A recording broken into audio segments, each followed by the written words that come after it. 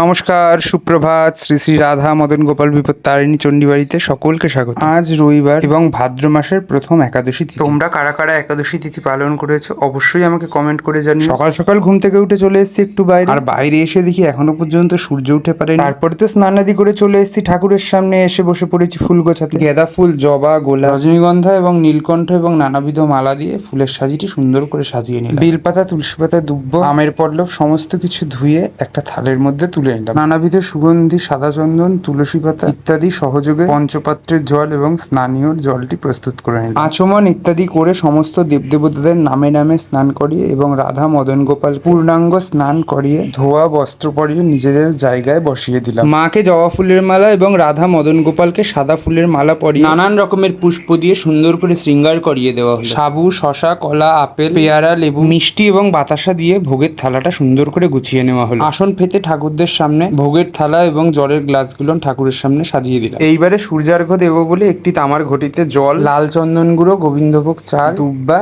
এবং একটি লাল ফুল দিয়ে বাইরে বেরিয়ে সূর্যদেবকে একটু দেখে সূর্যদেবকে জলটা অর্পণ করে দিলাম। সূর্যার্ঘ্য দিয়ে চলে আসলাম ঠাকুরের সামনে, আসন পেতে বসে পড়লাম ঠাকুরের সামনে। রাধা মদন গোপালের ঘটে একটু অষ্টগন্ধা চন্দনের ফোঁটা দিয়ে আমি নিজের কপালে পরে নিলাম। এরপরে ভোগ নিবেদন এবং পূজা সম্পূর্ণ করে শুরু করে দিলাম আরতি। মনের মতন করে খুব সুন্দর করে ভোগ আরতি করে নিলাম। পুজো অন্তে ভোগ এবং ভগবানদের দর্শন করো। আর এদিকে পুজো করতে করতে দেখি বাইরে মুষলধারে বৃষ্টি নেমেছিল। কিছুক্ষণ বৃষ্টি হয়ে আবারও আকাশে রোদ্দুর উঠে গেছিল। আশা করি ভিডিওটি তোমাদের খুব ভালো লেগেছে। যদি ভিডিওটি ভালো লাগে তাহলে সাবস্ক্রাইব বা ফলো অবশ্যই করে দেবে।